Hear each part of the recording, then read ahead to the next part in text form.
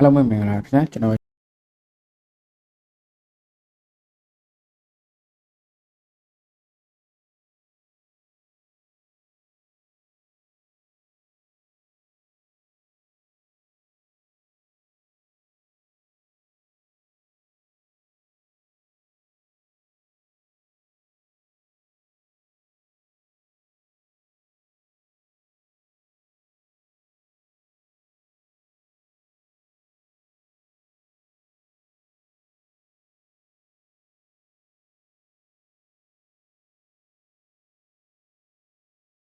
ကျွန်တော်ရဲ့ Messenger ကိုတွားလိုက်ပါပြီ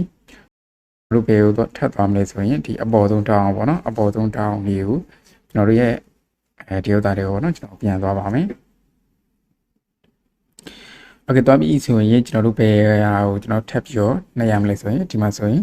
phone contact ဆိုတာရှိပါတယ်ကျွန်တော်ဒီ phone contact ပေါ့နော် phone contact ကနေပြီးတော့ကျွန်တော်တို့ပြန်ယူရမှာဖြစ်ပါတယ်โอเคဒါဆိုကျွန်တော် phone contact ကိုနှိပ်လိုက်ပြီဒီမှာဆိုရင်ကျွန်တော်တို့ဒီမှာတွေ့လိမ့်မယ်ပေါ့နော်ဒီမှာဆိုရင် upload contact ဆိုပြီးပေါ့ね upload contact မှာလောလောဆယ်ကျွန်တော်ဒီမှာဆို off ဖြစ်နေပေါ့နော် contact off ဖြစ်နေကျွန်တော်တို့အဲ့ဒါကို on ပေးရအောင်ပေါ့နော်ဒီမှာဆိုရင်ကျွန်တော်တို့က turn on ဆိုတာလေးကိုကျွန်တော်နှိပ်ပေးရမှာပါ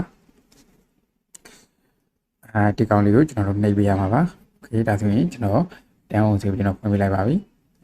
ဖွင့်ပေးလိုက်ပြီဆိုရင်ကျွန်တော်ဒီလိုမျိုးပေါ်လာလိမ့်မယ်ပေါ့နော်ဒီမှာဆိုရင် turn on ဆိုတာလေးကျွန်တော်ဖြစ်သွားပါပြီဖြစ်သွားပြီဆိုရင်ကျွန်တော်တို့ကဒီအောက်ကကောင်လေးပေါ့နော်ဒီ manage contact ဆိုတဲ့လေးကိုကျွန်တော်တို့ကနှိပ်ပေးရမှာပါ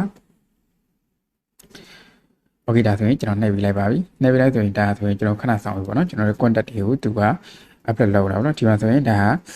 ကျွန်တော်ရဲ့ contact တွေပေါ့နော်ဒါကျွန်တော်တို့ဟိုအရင်တော့ရတယ်ကျွန်တော်တို့အခုဆိုရင်မှတ်တောင်မမှတ်မိတဲ့ဖုန်းနံပါတ်တွေပေါ့နော်မှတ်တောင်မမှတ်တဲ့ဖုန်းနံပါတ်တွေအကုန်လုံးဒီဒီမှာရှိနေပါတယ်အဲဆိုရင်နောက်ခုနလိုမျိုးဖုန်းနံပါတ်တွေကိုကျွန်တော်တို့ပြန်လို့ရှင်တယ်ဟိုကျွန်တော်ဖုန်းနံပါတ်တွေဖုန်းနံပါတ်တွေမမှတ်မိတော့ဘူးဆိုရင်ကျွန်တော်ဒီမှာပြန်ရှာလို့ရပါတယ်သူကဒီမှာနောက်မှာဆိုရင်ဖုန်းနံပါတ်လေးတွေကသူကအကုန်မပေါ်ဘူးပေါ့နော်ဖုန်းနံပါတ်လေးတွေကတစ်လုံးနှလုံးစီပဲကျွန်တော်တို့ပေါ်နေရဒီဖုန်းနံပါတ်ကိုခုနကအပြည့်ဆုံးကျွန်တော်ကြည့်ချင်တယ်ဆိုရင်ဘယ်လိုမျိုးကြည့်ရမလဲဆိုတာလေးကိုလည်းကျွန်တော်ဆက်ပြီးပြောပြပေးပါမယ်ဒါဆိုရင်ကျွန်တော်ဒီနှစ်သုံးလုံးကျွန်တော်ဖုန်းနံပါတ်လေးကိုကျွန်တော်ကြည့်ပေးပါမယ်သူ့ကိုကျွန်တော်နှိပ်လိုက်ပါတော့နှိပ်လိုက်လို့ရှိရင်ကျွန်တော်ဒီမှာပေါ့နော်ဒီမှာဆိုရင်ဒီဖုန်းနံပါတ်ပေါ့နော်ဒီဖုန်းနံပါတ်ကိုကျွန်တော်တွေ့သွားပါပြီအဲဆိုရင်ကျွန်တော်တို့ခုနကမျိုးမေ့နေတဲ့ဖုန်းနံပါတ်တွေကိုဟိုအရင်ကတည်းကမမှတ်မိတော့တဲ့ဖုန်းနံပါတ်တွေအကုန်လုံးကျွန်တော်ဒီကနေပြန်ရှာလို့ရပါတယ်ဒါဆန့်ကြည့်ပေါ့နော်တကယ်လို့ကိုယ့်ရဲ့ Facebook account ဒါစသုံးတဲ့အချိန်ကနေစပြီးကြတဲ့အခုချိန်ဒီဖုန်းနံပါတ်တွေအားလုံးကိုဒီ Facebook Messenger နေပြီးအကုန်လုံးကိုတင်ထားတာဖြစ်ပါတယ်အဲ့ဒီ Facebook စသုံးကြတဲ့ဒီ contact တွေပေါ့နော်အခုချိန်ဒီအကုန်လုံးချိနေမှာဖြစ်ပါတယ်ဒါပေမဲ့ Facebook account ကို2022မှာကျွန်တော်တို့ဖွင့်လိုက်တယ်ကိုက2021က contact လိုချင်တယ်ဆိုရင်တော့မရဘူးပေါ့နော် Facebook က2020ကဖွင့်ထားတယ်ဆိုရင်ဒီ contact တွေကလည်းသူက2020ကစပြီးတော့ရှိမှာဖြစ်ပါတယ်ဒီလို2019ကဖွင့်တာ2019ကနေစပြီးရှိနေမှာဖြစ်ပါတယ်